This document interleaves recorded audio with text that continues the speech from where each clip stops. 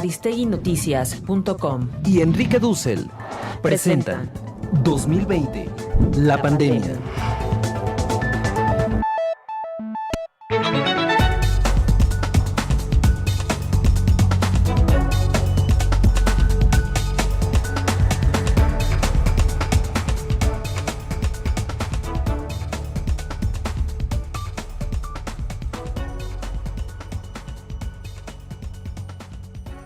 Buenas tardes. Una edición más con Carmen Aristegui de esta colección de reflexiones sobre el virus. Hoy quiero hablar de un tema extraño quizás, el virus y la estética. Estoy justamente haciendo un curso de estética y por eso me gustaría mostrarles el sentido de la estética con respecto a este fenómeno del virus. Pero para ello tengo que primero empezar por algo que, por lo general, los que tratan el problema de la estética no se ocupan, que es describir qué es la belleza. La belleza, y pido ahora un tanto de atención, no es algo que el ser humano cree y objetiva en la realidad. Tampoco es una nota de lo real, sino que es justamente el enfrentamiento entre lo real y el ser viviente. Y digo ser viviente porque, aunque algunos que trabajan el tema de la estética creen que en el mundo animal no hay percepción de la belleza, justamente un libro muy interesante sobre estética de Katia Mandoki nos muestra cómo en el mundo animal ya tenemos toda una protoestética, una primera estética, y cómo los animales captan la belleza de la realidad. Y en este caso, yo quiero oponerlos al virus.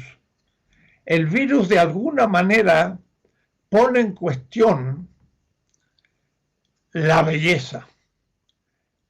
Si me permiten por ahora una expresión, que sería algo así como afea el mundo. O es decir, lo hace tremendo, lo hace peligroso, lo hace feo al mundo, y por eso hay un ánimo negativo de toda la humanidad ante el hecho de un virus que pone en cuestión la vida. Y voy a relacionar de manera un poco inesperada, porque no es habitual en los que tratan el tema de la estética, voy a relacionar la belleza con la vida. ¿Qué es la belleza? La belleza, primero, natural, que percibe el ser humano ciertamente, pero que también lo perciben los animales. Piensen ustedes que es muy sabido que el gallo, todas las auroras, canta. Y canta al sol. ¿Por qué canta al sol el gallo? Charles Darwin, que escribió mucho sobre el origen de las especies y muestran cómo en el fondo de la evolución de la vida está el funcionamiento de órganos que responden entonces a la capacidad de ir la vida evolucionando, escribe un segundo libro sobre el origen de las especies y pone un ejemplo, el pavo real. El pavo real tiene una hermosa cola que expande, que despliega ante la hembra. Y la hembra, al contemplar esa cola espléndida del pavo real de distintos colores, percibe justamente la belleza. ¿Y por qué despliega el pavo esa cola?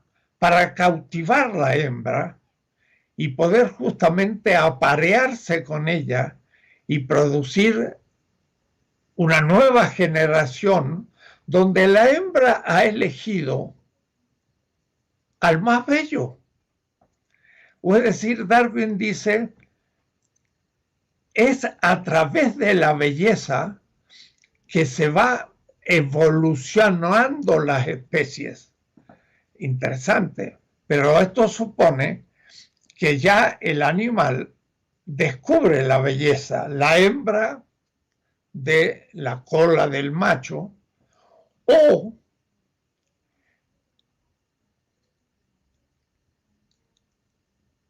el mismo gallo que canta al sol. ¿Por qué canta al sol el gallo? Esa es la pregunta de la estética y tiene que ver, miren, inesperadamente con la vida. Y el virus pone en cuestión la vida. Quiere decir que entra el virus también en la concepción de una estética. ¿Por qué el gallo canta al sol? Lo canta porque capta en la realidad del sol la fuente de la vida. Y claro, en la noche es el peligro, porque un animal puede atacar a otro. En la noche es fría y por lo tanto también es un peligro.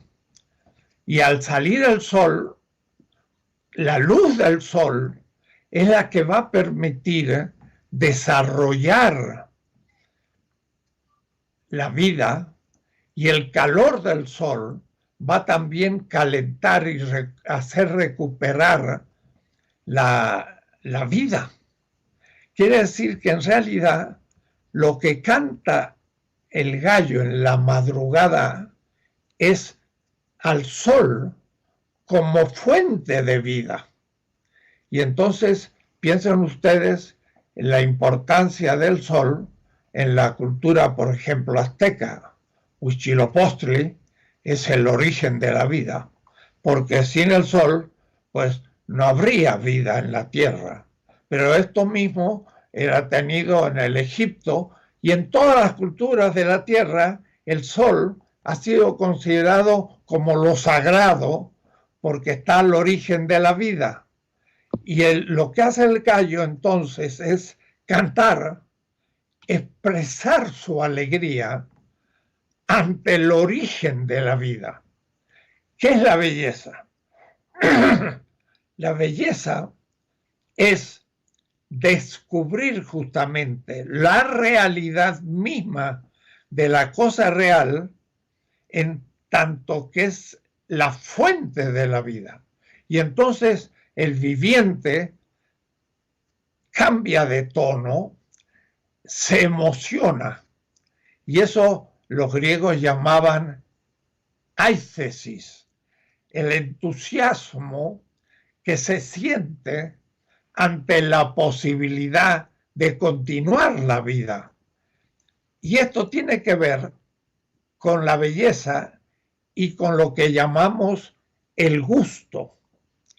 Un niño prueba un chocolate, lo prueba, o es decir, lo comprueba, lo come y lo pone en la parte de atrás de la lengua, las papilas gustativas, y dicen, me gusta el chocolate.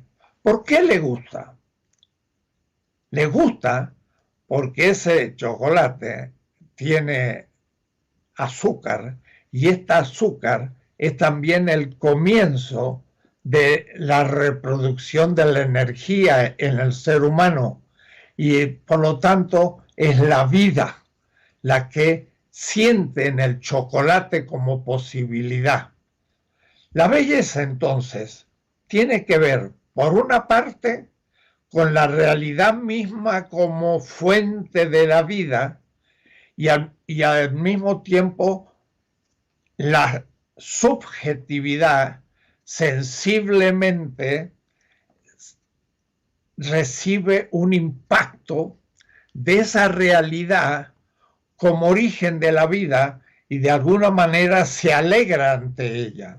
Y entonces el gallo canta a la belleza del sol.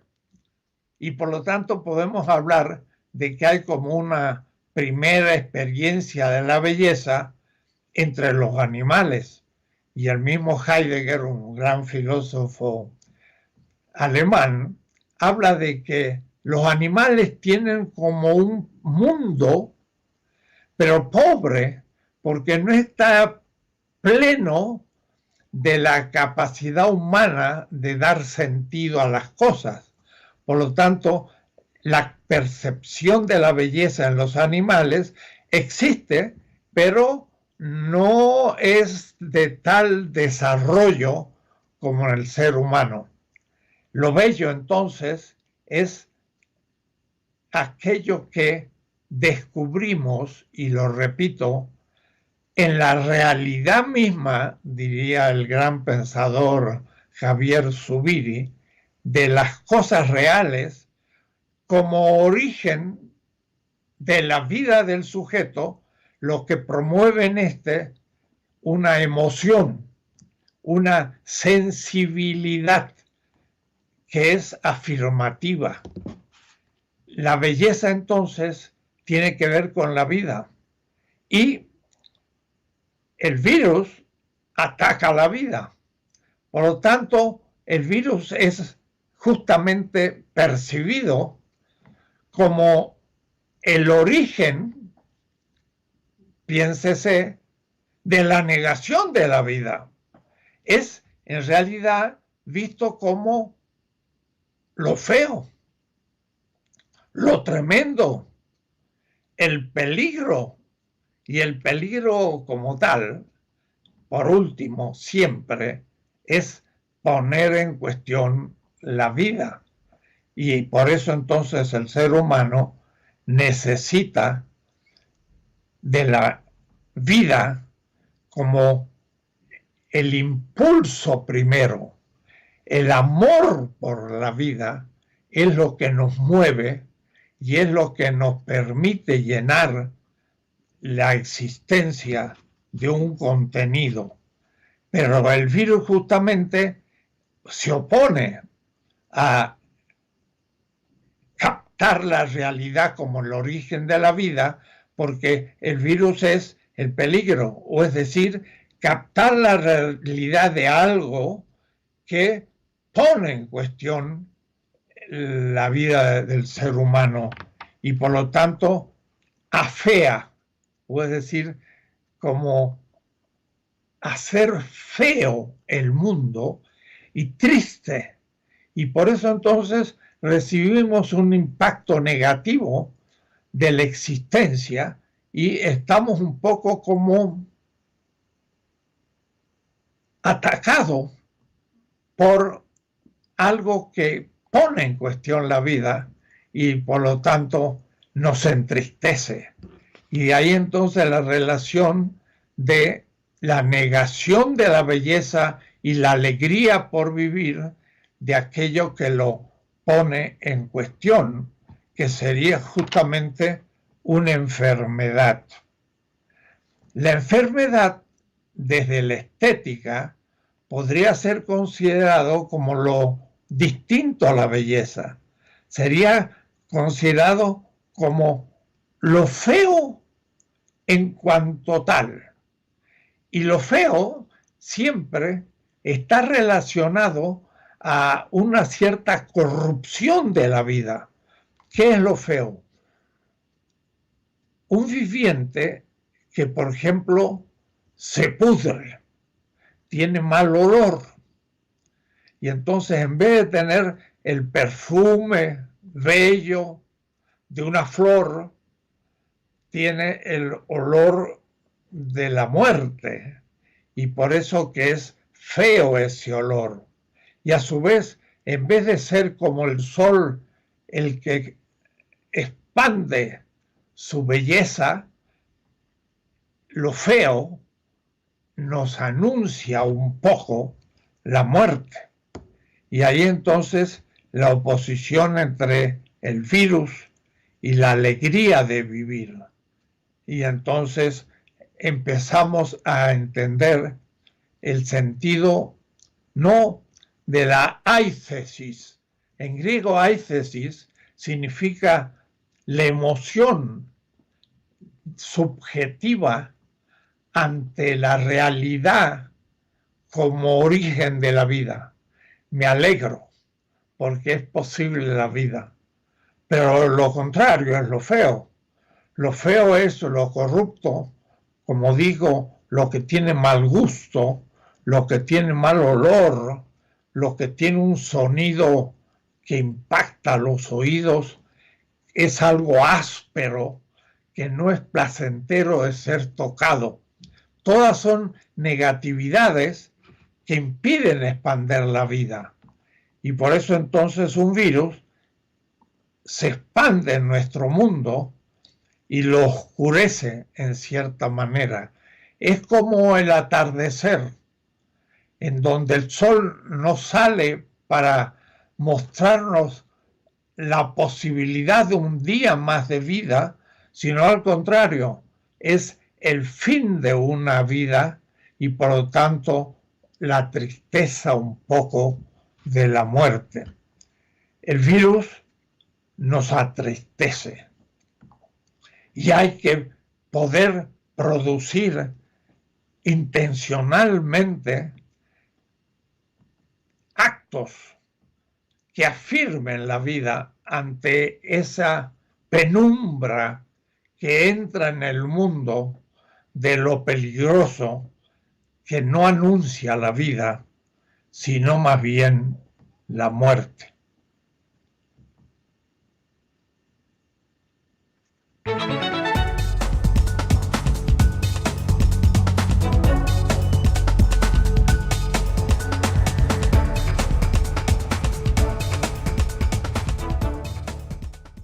Prevención de COVID-19 en la actividad laboral.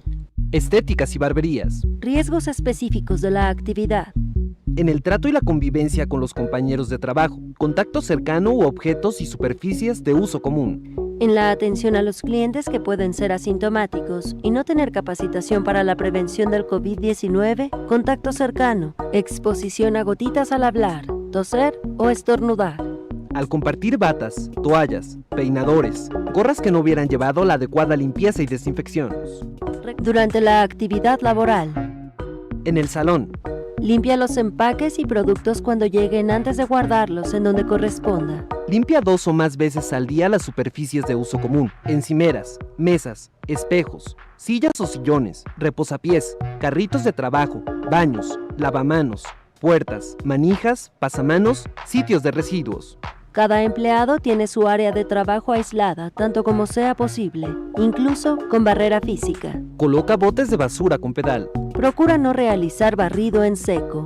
Fomenta el levantamiento del cabello con cepillo y recogedor pequeños. Todo el personal tiene las uñas cortas, sin pintar, sin reloj y sin alhajas en las manos, así como lavar o desinfectar sus manos antes y después de cada servicio. Si los clientes dejan propina, destinar un recipiente o contenedor individual para ese fin, con el objetivo de que el trabajador no tenga contacto con el dinero.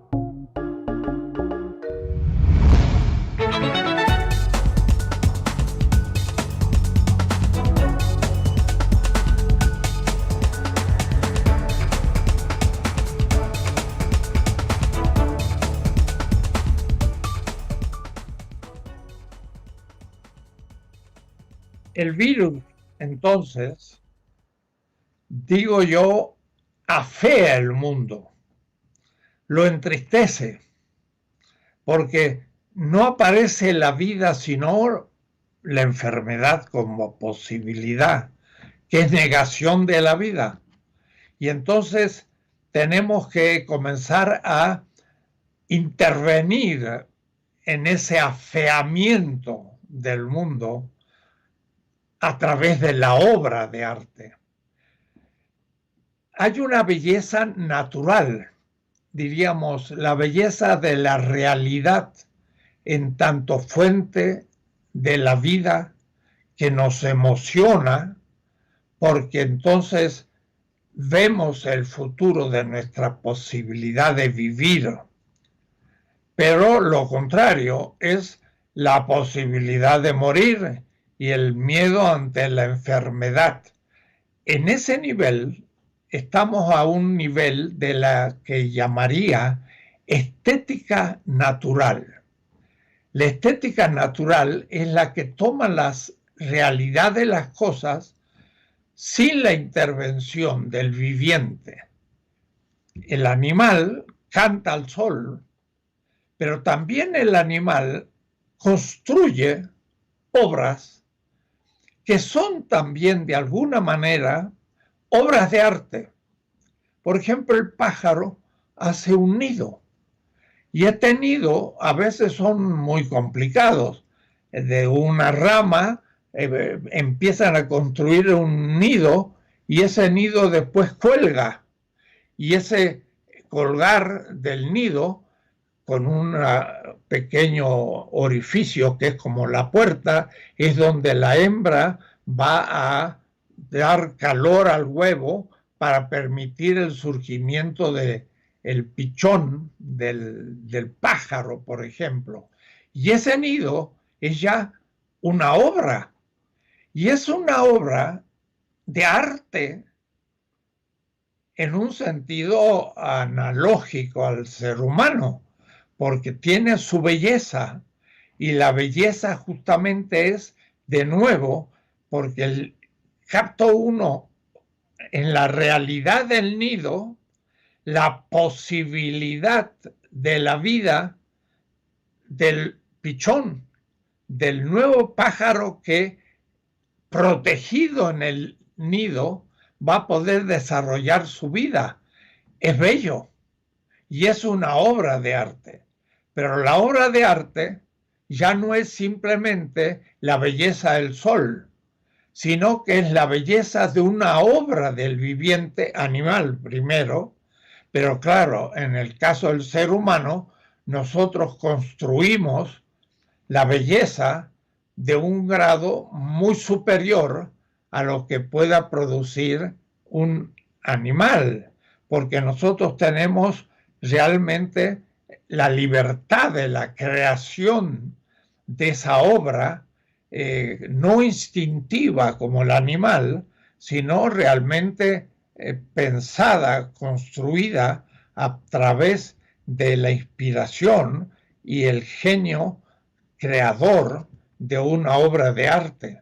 Pero entre un nido y una casa, pues hay un proceso de desarrollo, y la casa del arquitecto es una obra de arte arquitectónica, y el del nido es también una obra de arte de un mundo más pobre como el del animal, pero que ya nos está presagiando la obra de arte humana, que es más desarrollada. Quiere decir entonces que el ser humano puede oponerse a la tristeza, si cabe la palabra, de un virus que nos presenta la muerte como horizonte diario. Salimos de nuestra casa pensando que ojalá no nos contaminemos por el virus y no nos dé la enfermedad, pero el horizonte de la posibilidad de enfermarnos nos hace descubrir la finitud humana, y al mismo tiempo no ya la vida, sino el término de la vida. Y ahí entonces, creo yo, entra también la función del arte.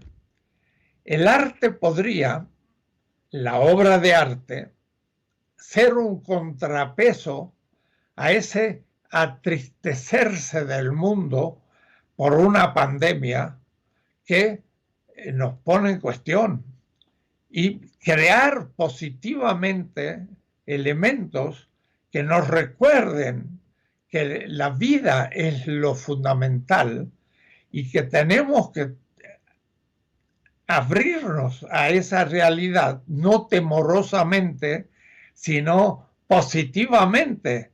Y entonces, por ejemplo, el pájaro también canta, y canta también teniendo reglas de belleza y percibiendo la belleza, porque el pájaro que canta mejor hace de nuevo, como pensaba Darwin, que la hembra quede imantada, enamorada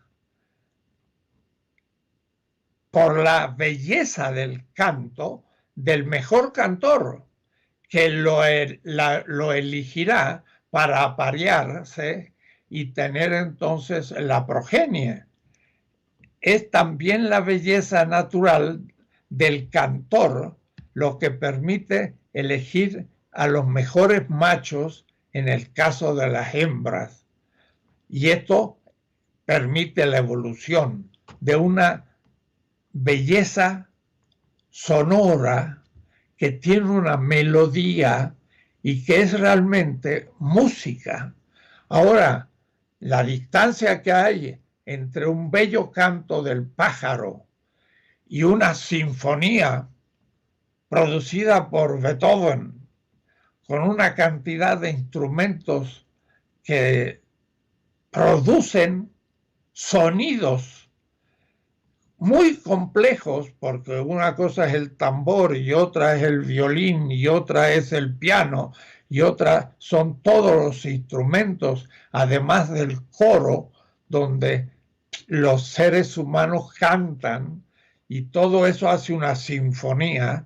Claro, hay un enorme desarrollo de lo que es la música, de un canto del pájaro a una sinfonía novena de Beethoven en el canto a la alegría. Eso es la distancia entre una obra de arte de alguna manera presagiada en el canto de un pájaro a una obra de arte magníficamente desarrollado en el ámbito de la audición o el sonido, que significa una sinfonía. Ahora, esa sinfonía me puede impactar a tal punto que desde el horizonte del virus, como el peligro de la muerte, que me crea sensiblemente una sensación negativa que puede llevar a una conmoción hasta psicológica y hasta una cierta patología, porque empieza a entrar un desánimo y un pues temor ante la muerte. La obra de arte me pone en el canto de la alegría, por ejemplo, de Beethoven, una sonoridad positiva que me hace recuperar a mi mundo afeado. Estoy inventando el verbo afear, lo embellece, y al embellecerlo sensiblemente me da fuerza para continuar la lucha por el desarrollo de la vida. Quiere decir entonces que la obra de arte es como un antídoto al pesar, a la tristeza, al miedo ante el virus. Y la obra de arte entonces me anima a afrontar la vida. esta es una de las funciones del arte, pero fundamental. Y en el caso de la música, va directamente dirigida al subconsciente y al inconsciente. La música no tiene propiamente conceptos ni imágenes, sino que es la conmoción de la melodía en un ritmo que hace que todas nuestras células, no solo del sistema neocortical teórico, sino sobre todo el sistema límbico afectivo, vibra de una manera positiva y sentimos ese sentimiento que llamamos alegría. Y alegría es justamente una afirmación de la vida. La vida hay que vivirla con alegría, porque al fin es el contenido de la existencia humana. Trabajamos para ganar un salario, comprar bienes y consumirlos. Y cuando los consumimos, nos gustan. Y decimos, me gusta la comida. Ese gusto es gusto estético. Es gusto ante la belleza de un alimento. El alimento también es bello. ¿Y por qué es bello? Vuelvo a repetir, porque toma ese alimento, por ejemplo, chocolate para un niño, como el objeto en donde se toca la existencia de materia y energía que renueva mi vida, y como la vida consume materia y energía, pues necesito reponerla. Y cuando he consumido pues agua, porque soy casi todo agua, 90% del ser humano, sus células son agua, cuando me deshidrato tengo sed, y la sed es un disgusto, no es un gusto, es un disgusto, porque pues siento que me falta agua y puedo morir por deshidratación. Y entonces cuando tomo el agua, siento alegría, siento mi subjetividad, prueba el agua, la comprueba de que me va a reponer esa agua que falta para mi vida, y cuando la he absorbido y la he asimilado, siento, es decir, constato de que la vida se anima y se hace positiva. Y esa es la estética, es el gusto por la vida. Y es el contenido, al fin, de la vida. La economía está para producir bienes. Y esos bienes, por último, se hacen mercancías que compro en el mercado y que consumo. Pero es en el acto de consumir que esa mercancía la gusto. Y ese gusto alegre de comer cuando tengo hambre es justamente la percepción de la belleza y la emoción de reponer la vida. Y entonces el fin de la economía, al fin, es la estética, porque el fin de la economía es tener un dinero para comprar bienes, para al fin consumirlos, y consumiendo reponer mi vida y poder vivir alegremente. Quiere decir que es también el fin último de la economía, pero también de la política, porque la política también tiene como finalidad el cumplimiento de todas las necesidades, el comer, el beber, el vestir, el habitar en una casa, el cumplir con las exigencias de una cultura y de las normas éticas, y todo eso, al fin, cuando lo practico, me gusta. Y ese gustar es gustar la belleza. Por lo tanto, también la política va dirigida a la felicidad, pero la felicidad es justamente el gusto de vivir y no el disgusto. El virus pone en cuestión el fundamento de la vida, porque me puede, por una enfermedad, matar y entristece mi mundo. Y por lo tanto, necesito afirmarlo. Y la obra de arte es la que me da esas capacidades. Siento, gracias a la música, sonidos bellos que me animan. Siento en mi paladar el gusto de la comida que reproduce mi vida. Siento por mis ojos en un cuadro la representación de la realidad, pero con colores tales que me llama la atención. Y entonces la belleza me impacta y me la siento. Es una sensibilidad. No es solo un conocimiento teórico, científico, no. No es solo una voluntad de cumplir con la justicia, no es. Es un sentir de la corporalidad, el contenido de la realidad que me permite vivir en la economía, en la política, en la cultura y en todo lo demás. La estética es la percepción y el impacto de la belleza como contenido de la vida. Y entonces es una finalidad. Ya no es útil, sino que es la finalidad de la utilidad. Útil es aquello que me permite reproducir la vida. Pero el sentir la vida que se reproduce es la estética.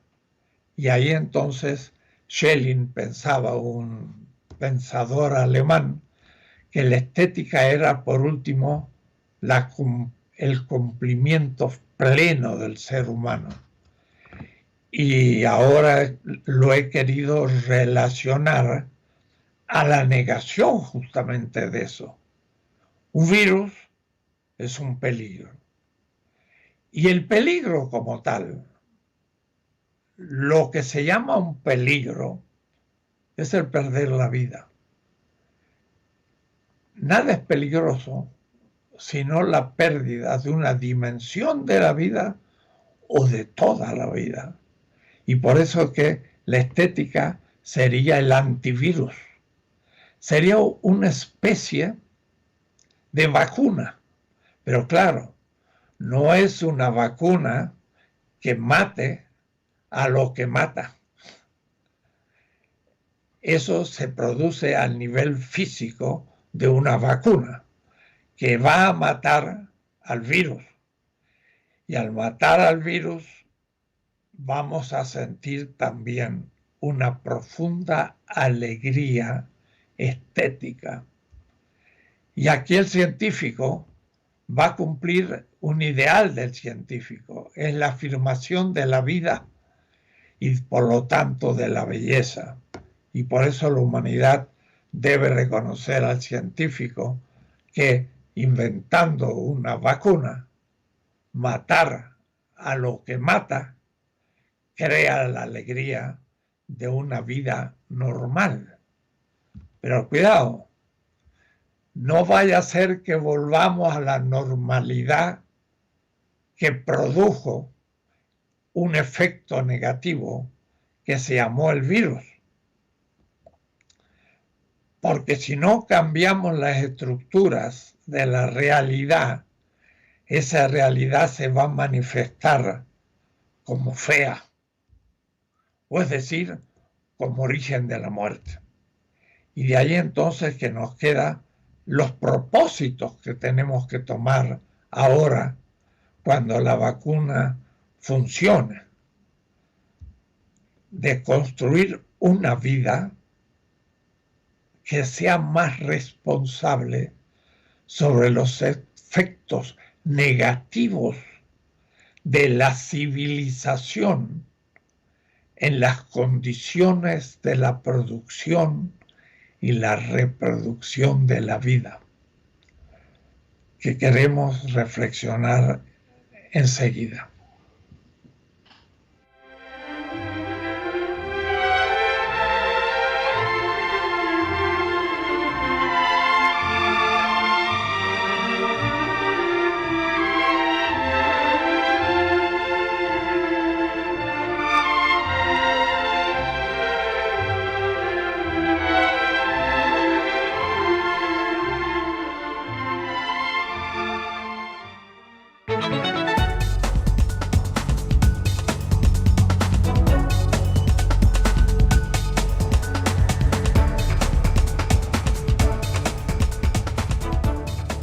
Prevención de COVID-19 en la actividad laboral. Estéticas y barberías. Organice la jornada de trabajo eficiente.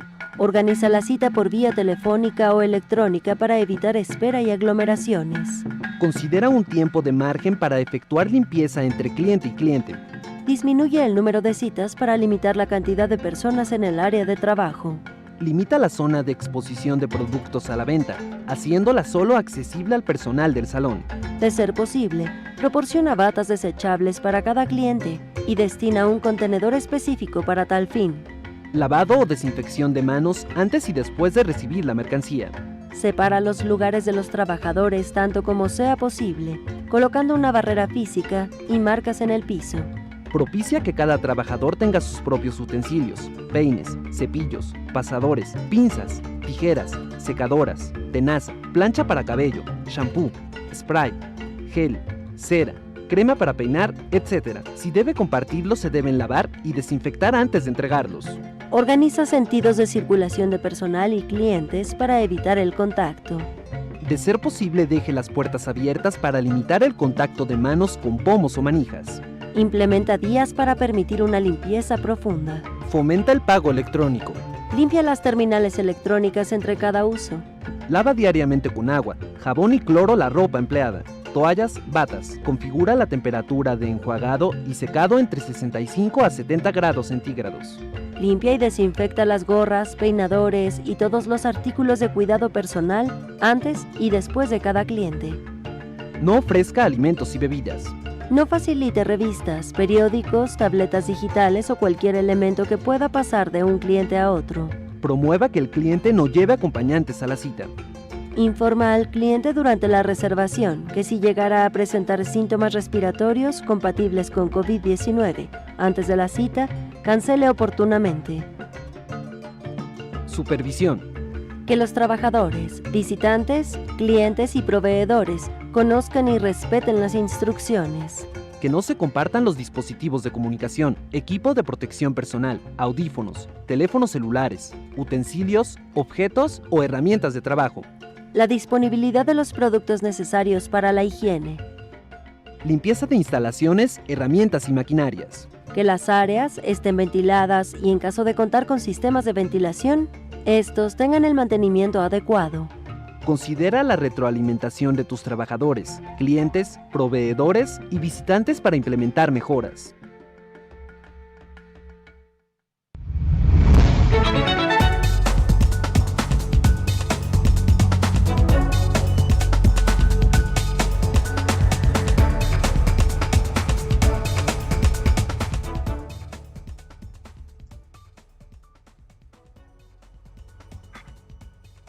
Bueno, debemos ahora entonces pensar un poco las consecuencias de lo que he reflexionado, porque volveremos lentamente a una normalidad, pero debe ser ya una normalidad más responsable. Tenemos que aprender de esta epidemia que ha afeado el mundo, lo ha hecho más triste, lo ha hecho más peligroso, pero por algo que estaba debajo y que no veíamos y en muchos casos no se quería ver. Hoy mismo salen los diarios que el presidente de Estados Unidos supo de la importancia de la posibilidad de esta epidemia, pero la ocultó, pensando que podía mentir como lo hacía frecuentemente, pero lo que pasa es que la realidad lo enfrentó a esa realidad y no podía simplemente decir, no, esta epidemia pues es un resfrío rápido. Lo dijeron, y lo dijeron los neoliberales que habían entregado el sistema de la salud a el capital privado para que hiciera negocios, y entonces la epidemia se expandió como en ningún país de la Tierra, en el país más capitalista que existe en la Tierra, que es Estados Unidos, lo cual fue una prueba, una comprobación del fracaso del neoliberalismo, que pensó que el Estado no tenía nada que hacer sino guardar la competencia perfecta en el mercado y por lo tanto en realidad necesitaba un ejército o una policía para que hubiera libertad en el mercado y nada más. Todo lo demás lo hacía el capital privado.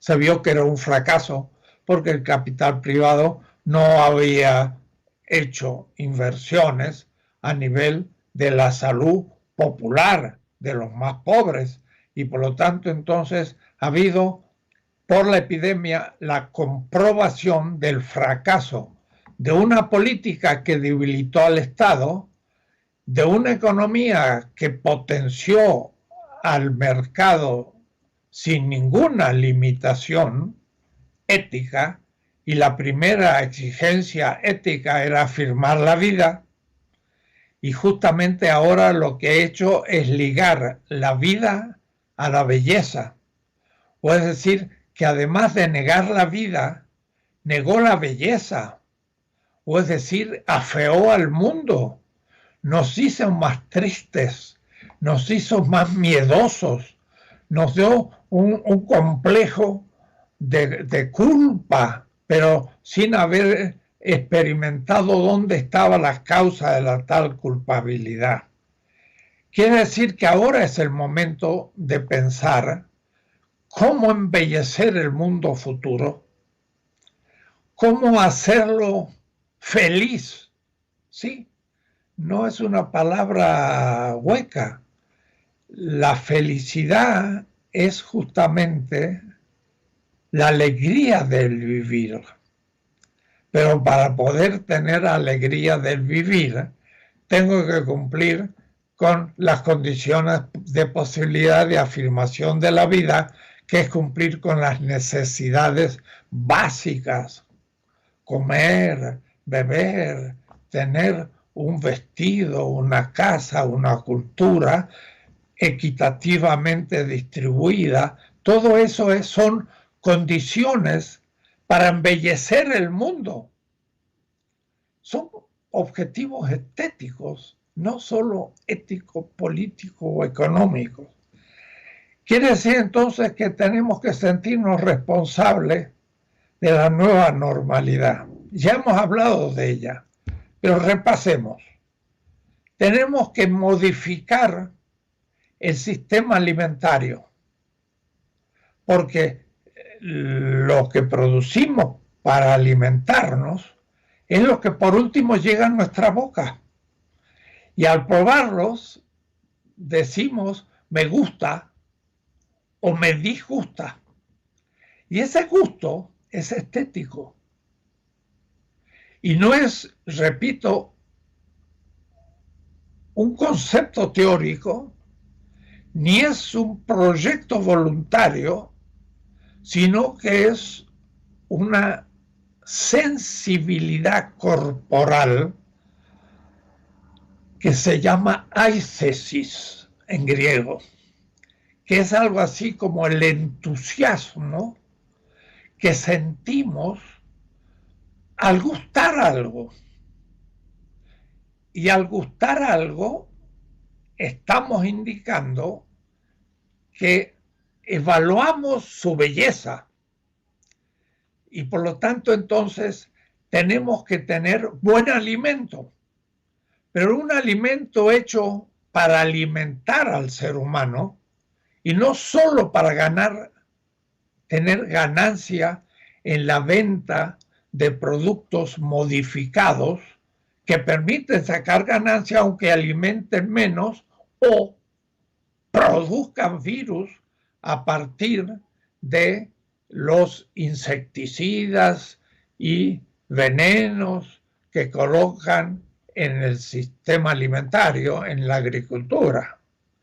Entonces, en México ha habido en estos días una polémica entre el secretario de Estado del Semarnat y otros secretarios de Estado, en donde unos están por aprobar el distribuir semillas modificadas que a su vez producen pestes mucho más desarrolladas, lo que significa pesticidas a su vez más mortales, no solo para los insectos, sino para los seres humanos. Y ahí entonces el virus o los efectos negativos del sistema alimentario llevan a no poder reproducir felizmente la vida. Y son feos, no bellos, pero además tristes, y además enferman, y además matan, todo lo negativo. Tenemos que pensar modificar el sistema alimentario. Tenemos que pensar en cambiar el sistema productivo. Que no se propongan las empresas solos, primero, a sacar ganancia, sino primero en afirmar la vida de la población. Y entonces el sistema económico debería ser concebido de otra manera. Y al mismo tiempo lo estético entraría porque sería más bello, pero bello en el sentido de que hace posible la vida y alegra la vida. Y entonces el sistema económico habría que pensar modificarlo. Y el sistema político, por supuesto, el Estado no tiene que ser un Estado mínimo que deje en manos del capital privado todos los servicios y también los servicios de salud.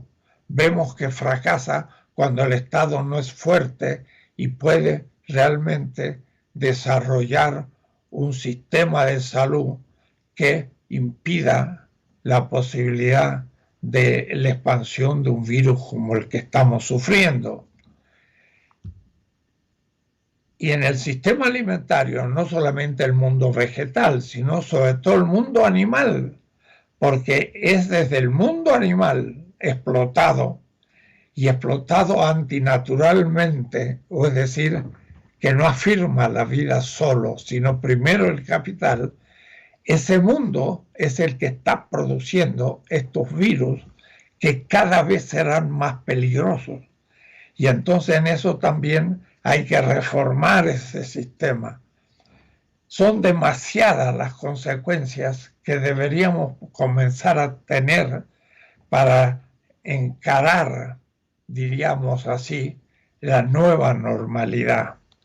Y el arte, los artistas, la estética debe entrar también en esto, porque todos los sistemas son atravesados por el campo estético y entonces la belleza le agrega potencial de vida a todos esos otros campos.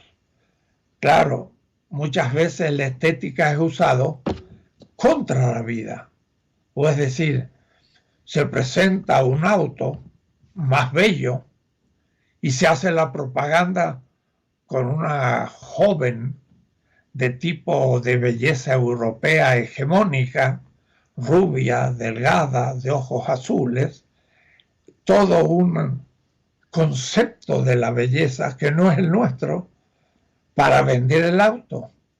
Pero hay que preguntarse si es conveniente para la vida producir tantos autos. Y no sería más conveniente para la vida que se produjeran menos autos para justamente poder afirmar la belleza en una naturaleza no destruida por la combustión de un motor de gasolina que gasta una preciosa sustancia como el petróleo. O es decir, hay que pensarlo desde la ética como afirmación de la vida y desde la estética, que es también afirmación de la vida, pero como una instancia de la realidad misma descubierta como fuente de la vida. Y en tanto que la descubro como fuente de la vida, se conmociona mi subjetividad y en la alegría digo, tengo un tiempo más de vida porque la realidad me está reproduciendo y desarrollando esa vida. Quiere decir que la belleza no para vender en el mercado un producto inútil, sino la belleza para poder captar con mayor fuerza el contenido de un producto económico o de una decisión política. Y entonces la estética va a tener que hacerse presente en todas las dimensiones de la vida. Y el artista que expresa el genio estético de un pueblo, porque el artista no es alguien que cree solo para él porque es un genio, sino que percibe en la realidad del pueblo la producción de una belleza popular y tradicional, pero que lo hace con un tecnicismo propio del profesional. Un Toledo en Oaxaca que toma un pedazo de árbol y hace una escultura, y toma una piedra y la transforma, y toma un género y lo pinta, y de cualquier material hace una obra de arte y presagia entonces la belleza como la alegría de la vida. Y entonces la estética deberá también entrar en los estudios y en la formación de la gente, del pueblo y de un pueblo como totalidad. La nueva normalidad entonces debería repensar no solo un aumento cuantitativo abstracto. Hemos aumentado la producción en un 4% anual. ¿Cuánto hemos progresado en la satisfacción de los ciudadanos de los bienes que poseen? Y entonces Amartya Sen hace una crítica al utilitarismo mostrando que hay un uso, pero yo le agregaría hoy bello de las cosas que no se cuantifican. ¿Puede un sistema económico disminuir la producción y ser más afirmativo de la vida? Porque ha dejado de producir cosas inútiles y ha comenzado el sujeto a tener una cierta austeridad en el no consumismo y pensando más en las exigencias espirituales del ser humano y también en el arte, de manera que aunque la producción disminuyera, en italiano hablan de la de crescita. Es necesario comenzar a medir el desarrollo de una civilización por la disminución de la producción de cosas inútiles. Y entonces, en vez de tener cada uno un auto, como he insistido tantas veces, que pesa 5.000 kilos para transportar 60 kilos del chofer, 1% es útil y el 99% es transportar al auto mismo y gastar energía en ello. Pues si las personas fueran juntos en un auto público y con monopatines eléctricos que pueden pesar 5 kilos y transportar 60, quiere decir que tienen el 1000% de eficacia, disminuiríamos la producción de autos y aumentaríamos la posibilidad de una comunicación ahorrando energía, que también es prolongando la vida. Y así entonces hay que pensar más en la transformación de la civilización y no simplemente repetir pautas cuantitativas de medir el desarrollo por el aumento de la producción o el aumento de la ganancia, que son cuantitativos, pero no cualitativos, como la vida y como la belleza. Es necesario pensar una vida más bella y con menos mercancías inútiles.